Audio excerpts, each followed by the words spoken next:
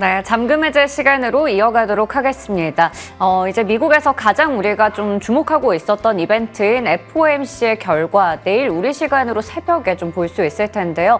어찌됐든 금리 동결에 좀 더 무게가 많이 쏠린 상황에서 오늘 국내 증시는 보합권에서 혼조세를 이어가고 있습니다. 이런 시장에서 어떤 종목에 대해서 좀 아이디어를 얻어볼 수 있을지 지금부터 함께 해보시죠. 오늘 레몬리서치 김민수 대표님 나오셨습니다. 대표님 어서 오세요. 안녕하십니까. 네, 먼저 머니맵 통해서 전반적인 종목들의 흐름부터 체크해 보도록 하겠습니다. 오늘 반도체 쪽은 일단 좀 쉬어가고 있습니다. 그리고 지금 2차 전지나 자동차 이쪽에서 이제 강한 시세가 표착이 되고 있는데요. 에코프로가 3거래일 만에 다시 또 반등이 나오면서 6% 정도 올라가며 지금 90만 원대 주가 회복을 했죠. 그리고 에코프로 BM이나 그룹주들도 강합니다. 또 오늘 이 현대차 자동차 쪽이 좀 강하네요. 자동차 쪽에서 지금 대표주가 한 3% 가까이 올라가고 현대모비스, 한온시스템 등등의 종목들도 함께 올라갑니다. 이외에도 해운이라던가 여러 가지 섹터들 좀 눈에 띄는데요. 통신도 마찬가지고요. 개장 특징주 통해서 자세하게 여쭤보겠습니다. 자, 먼저 첫 번째로 중국에서 이제 경제 지표가 개선되면서 이에 힘입어서 그리고 해상 운임이 반등하면서 해운주들이 올라갑니다. 오늘 대표적으로 STX 그린로지스 비롯해서 뭐 페노션이나 HMM 같은 종목들 모두 다 강한 시세를 좀 형성하고 있는데요. 정말 기다렸던 시간이죠. 해운주의 반등 이제 시작되는 걸까요? 네, 보니까 최근 들어서 BDI 지수도 살짝 올라오면서 페노션도 반응하고 있고 HMM도 반응하고 있고 이게 다 경기 민감주의 한 축이라고 볼 수 있는 종목들이 반영이 되다 보니까 여기서 어떤 변화가 나오고 있느냐라고 하게 되면 첫 번째로는 중국의 변화 기대감들. 네, 근데 중국이 돼요? 제대로 돌아가는 거 맞아요? 좀 계속 지켜봐야 되지 않을까요? 네, 아무도 모르겠지만 네. 그중에서 나오는 경제 지표가 그나마 변화가 들어온다라는 쪽에서 아무래도 움직이는 뭐 철강도 그렇고 화학도 그렇고 약간 좀 들썩이고 있죠.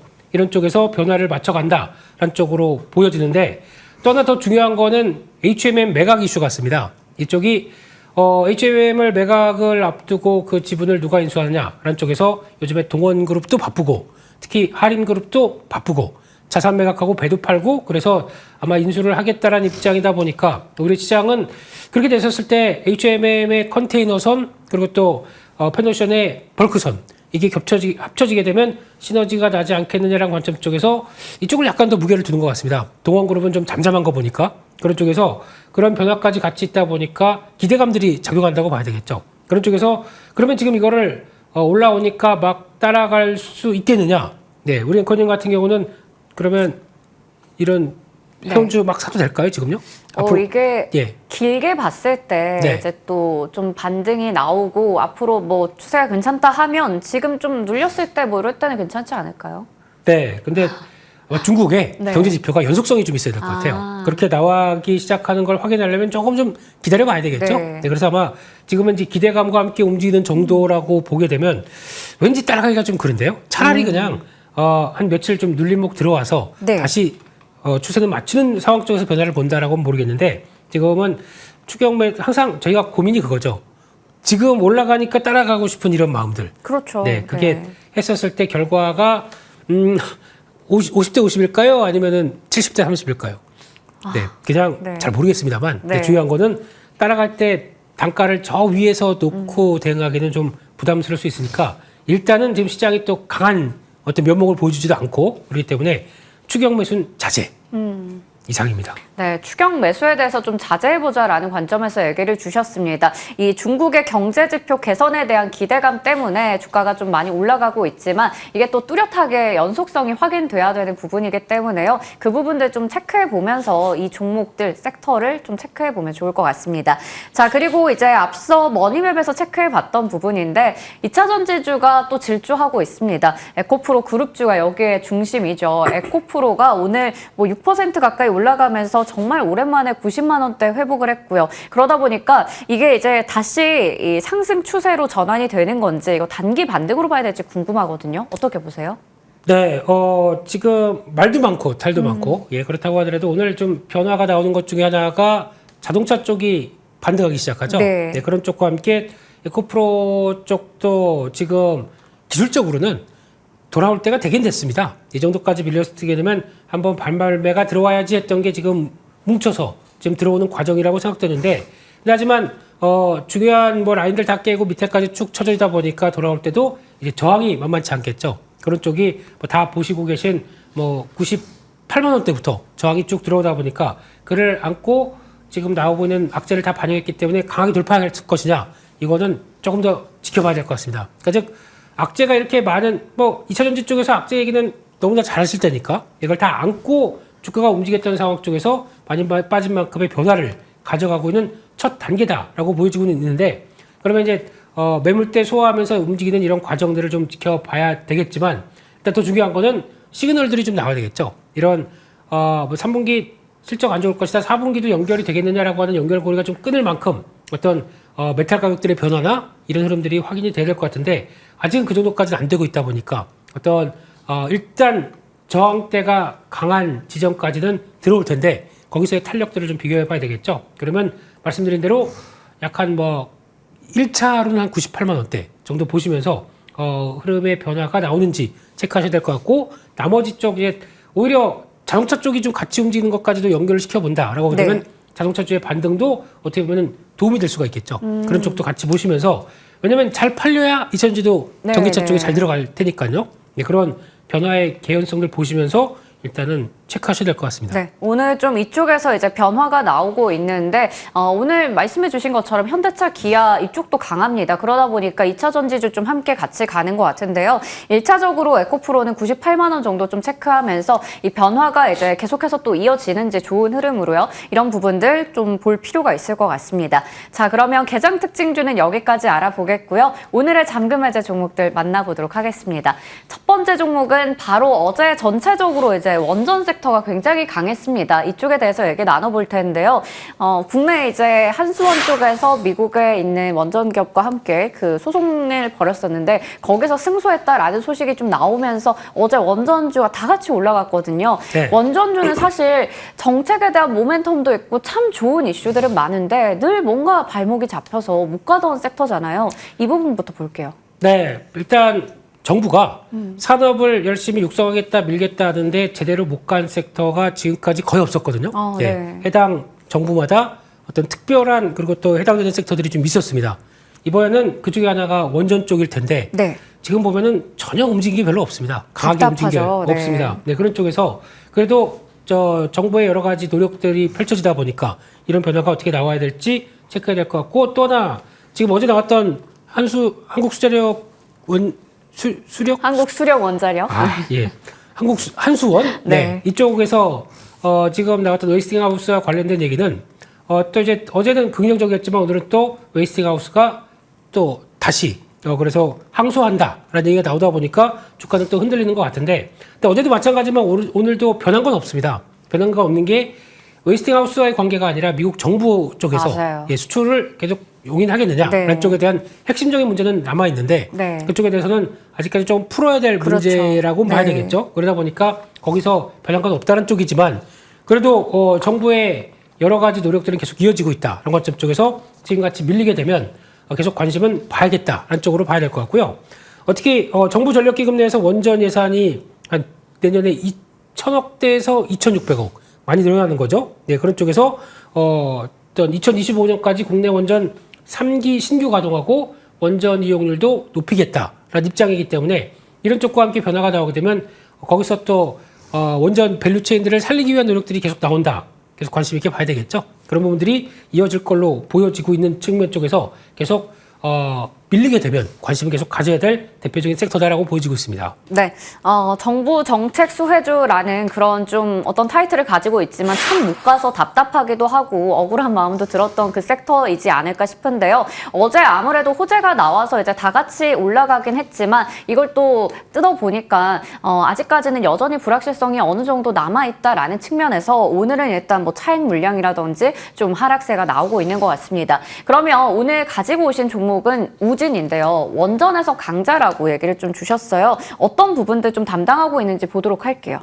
네, 일단 앞서 말씀드렸듯이 국내 원전의 이용률이 다시 정상화되기 시작하게 되면 그에 따른 수혜를 볼 수 있겠다고 보여지고 있고, 회사 측에서 밝힌 거는 2025년까지 외형 성장만 한 연평균 12% 들어간다라고 하게 되면 계속 성장은 이어가겠다는 입장이겠죠. 게다가 또그 UAE의 어떤 계측기를 1호기에서 4호기까지 수주했다라고 하게 되면 본업이죠. 네, 이쪽에 대해서 성과도 기대한다는 쪽이고 또 하나 자회사가 있는데 우진 엔텍이라고 있습니다. 이 회사가 원전과 화력발전소 제어하는 계측 설비 쪽에서 강점이 있는데 이런 쪽에서 이 경정비 사업 쪽에서 성과를 낸다라고 하게 되면 아마 앞으로도 기대감이 좀 있지 않나라는 생각이고 그 밖에 이 회사가 강점이 원자력만 있는 건 아닙니다. 네. 그 밖에 플랜트라든가 그리고 또 산업용 온도 센서, 계측기 쪽에서도 꾸준하게 들어가게 되면 아마 실적이 찍히다 보니까 그에 따라서 이제 비교를 하게 되겠죠. 그래서 그에 따른 성과를 생각한다라고 하게 되면 그렇게 크게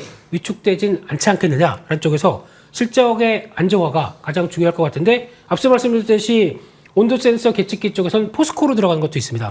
그러면 그게 또 안정적인 모습들을 끌어가겠죠. 그래서 아마 숫자가 찍힌다라는 관점에서 보게 되면 원전 관련주 쪽에서는 계속 주목해야 될 대표적인 종목이 아닌가라는 쪽에서 눈길이 가고 있습니다. 네, 관련주들이 아무래도 참 많다 보니까 여기서 이제 중요한 종목들 어떤 종목이 좀 실질적인 수혜로 이어질지 체크해볼 필요가 있을 텐데요. 실적 측면에서 우진 보자 얘기 주셨습니다. 자, 그러면 지금 실적에 대한 전망 어떻게 나오고 있나요?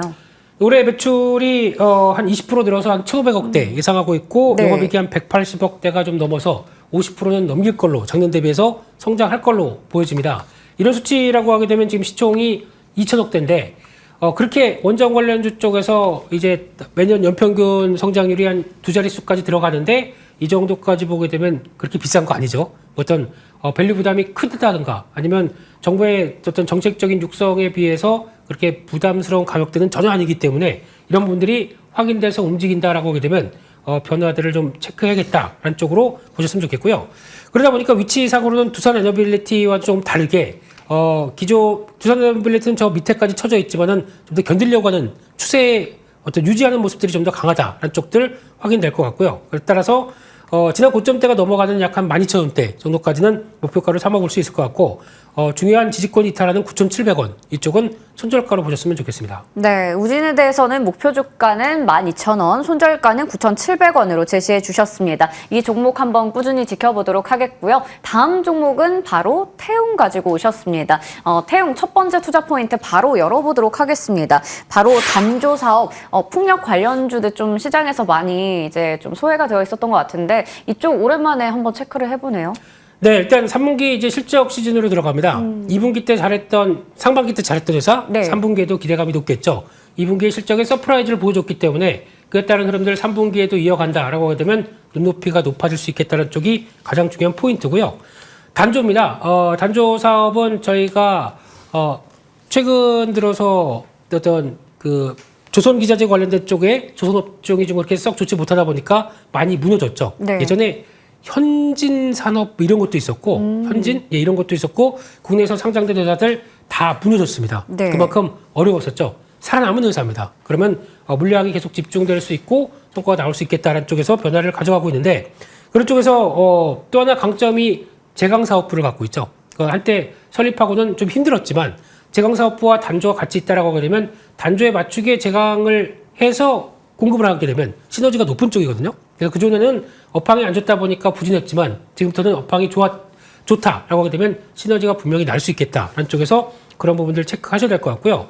게다가 또 들어가는 게 풍력이 좀 있다 보니까 최근에 좀 부진한 모습들은 있을 것 같습니다만 아마 풍력 쪽은 내년에 강화가 될 가능성이 높겠죠. 네. 그런 쪽에서 지금은 단순하게 조선 기자재 쪽만 본다고 하더라도 성과는 기대하고 있다라는 쪽에서 3분기 실적에 대한 변화 눈여겨보자라고 말씀드리겠습니다. 네, 풍력에 대한 부분은 이제 내년에 기대할 만한 모멘텀이 있는 것 같고 지금 우리가 기대할 수 있는 건 조선 쪽이 될 텐데요. 아무래도 이쪽에서 이제 기자재 수주 관련한 뉴스들도 좀 속속 나오는 것 같은데 체크해 볼까요? 네, 일단 지금 수주 관련된 내용들 중요한 거 보게 되면은 조선업황이 턴어라운드 되다 보니까 10년 만에 수주 잔고가 거의 최대로 들어가는 모습들입니다. 그래서 1분기 말 기준으로 1,500억대까지 들어오고 있는데 이게 확인되면서 점점 늘어난다라고 하게 되면 실적의 바탕이 되겠죠. 이런 쪽의 변화 한번 체크를 해봐야 될 것 같고 게다가 또 신규 산업 쪽이 또 눈에 띕니다. 신규 산업 쪽에서 원자력 이송 용기. 그래서 어떤 이송 용기면은 또 이제 방사능 노출되고 되게 여러 가지 기술력이 좀 필요하겠죠. 그런 쪽에서 단조 쪽으로 납품한다. 그러면은 신규 산업에 대한 기대감이 높고 특히 이 회사가 특이한 게 우주항공 쪽과도 연결되어 있습니다. 지금 스페이스X, 블루 오리진 같은 쪽에 아마존 쪽이죠. 이쪽도 보면은 발사대를 납품했다고 합니다. 그렇게 되면 발사대에 들어가는 주요 부품들을 납품했다라고 하게 되면 이것도 그 정도로 기술력을 인정받았다라고 볼 수 있겠죠. 그렇기 때문에 추가적인 그러니까 단조를 잘하게 되면 산업들 여러 가지로 다 영향을 끼칠 수 있는데 그쪽에서 추가적으로 연결고리가 있는 섹터 같은 경우는 계속 관심 있게 봐야겠다라는 쪽도 눈여겨볼 수 있을 것 같습니다. 네. 자, 그렇다면 올해 과연 이제 실적의 턴어라운드가 가능해질지 그 부분 좀 궁금해집니다. 어떻게 보세요?